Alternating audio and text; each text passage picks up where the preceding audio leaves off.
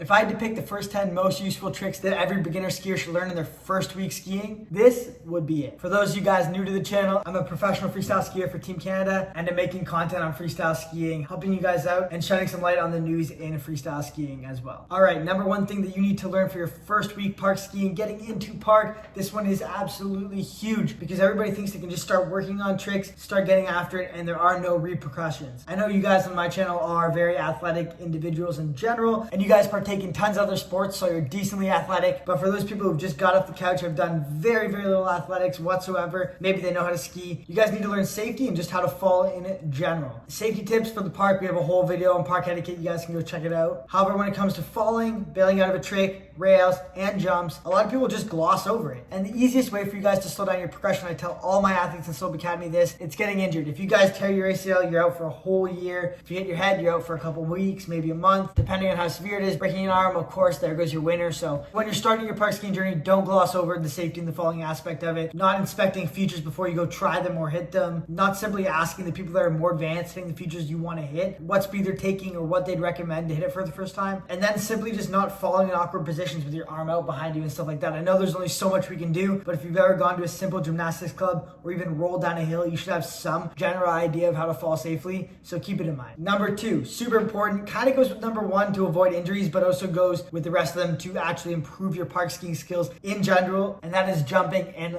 landing techniques and body position. I got my bolly pants on, but in terms of general landing techniques, we want to have our knees shoulder width apart with a slight bend in our legs. We're not standing super upright, feet together like this. Stickman is bad. Nice, strong, athletic stance, slight bend in our knees, slight bend at the waist. We're ready to hit features and we're ready to absorb landings in this position. A lot of coaches will refer to it as a motorcycle position or motorcycle landing because it's a good mental cue of how your body position should be when you are landing these tricks and taking these impacts. And just briefly going over and keeping these body positions in mind when you're jumping is also going to help with your pop and how you do other tricks down the line. If you were just simply riding off a jump straight leg and just letting the jump take you and toss you wherever it goes, very, very hard to do tricks, very, very hard to add grabs, very hard to do spins. If you're using that nice, strong athletic stance and you're popping off the jump, which means you're jumping off the lip of the jump, you don't have to do your biggest jump squat ever, just a slight little hop at the top of the jump with the right timing, which comes over time hitting more jumps, is going to do world of wonders for you. All right, numero trois.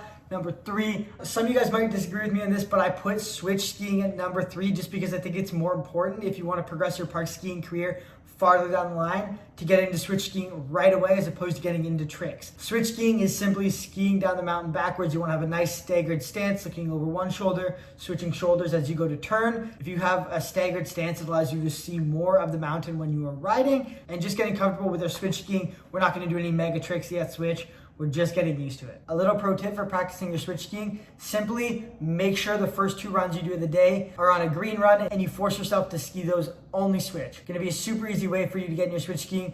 Otherwise, most people just don't ever get around to it throughout the day. And the reason you're bad at switch skiing and your natural side tricks is because you just simply don't do them as much as you do the natural direction tricks and just skiing forward. So keep that in mind. Number four, super easy one for you to learn your first week of skiing. Once you get basic jumps down, I'm gonna assume you can do that at this point. We're gonna work on safety grab. Safety grab is the easiest grab of all the grabs, and it's a great introduction to adding things to think about in the air. It's not gonna overcomplicate it where you might fall and get hurt. You're not doing anything as crazy as getting into spins yet, but you are bringing your knees to your chest, which is a really, really good habit for spins, bigger tricks, off-axis tricks down the line, and you're getting used to grabbing your skis and doing something else in the air. Number five, if you have any athletic ability whatsoever and you've been skiing, you're a competent skier, within your first week, you should be able to do all these things, 180s included. Every single one of us that can literally jump off the ground can jump up and turn 180 degrees. The difference between doing it on flat ground and on skis is really, really minimal, especially once you get comfortable with jumping techniques and doing the pop off the takeoff. Main thing to think about is not leading with your upper body, bringing everything together and look uphill when you land. And if you're comfortable with your switch skiing, you're gonna land switch in that 180 and you're gonna be able to ride out and be confident. Number six, we're gonna move on from jumps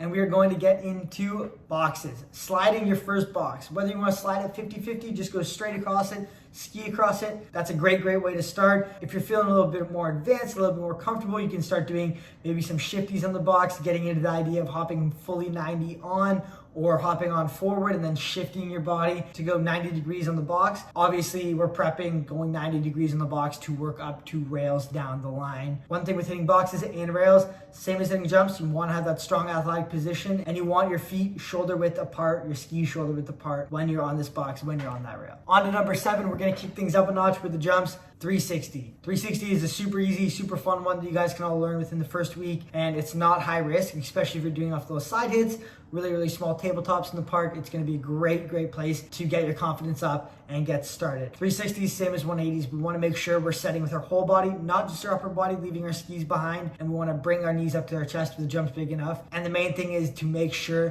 that once we set our 360 and we're looking around for a landing, we're bringing everything together nice and controlled. We're not leaving any body parts behind, any arms, any limbs behind. And again, if your landing mechanics and techniques are dialed in from earlier, landing it's going to be no problem. Numero 8, the switch 180. We've mastered the forwards 180. We've mastered our switch skiing. We can hit small bumps, small tabletops, small jump switch. It's really not going to be much different than hitting it forwards. Time to add the 180. A switch 180 is relatively similar and almost easier than a forward 180 because if you are coming into the jump with that staggered stance, your shoulders are already open, doing a lot of the work for you. You literally just have to bring your skis around fully forward. So I highly expect most of you guys can get this dialed in the first week. And for number 9, we're going to take this box thing up a notch and we are going to do a full hop on 90 degrees and box slide to switch. I recommend everybody that's practicing hitting boxes to work up to rails to hop fully 90 on, skis shoulder width apart, nice strong athletic stance, and I recommend them coming out to switch, not trying to come out to forward. If you're hitting boxes or smaller rail features when you first start and you're coming out to forward, your skis typically aren't ending up fully sideways on the rail and your eyes are looking at the end of the rail and your shoulders are fully open, so your body's twisted up and not in that strong athletic stance that we're looking for.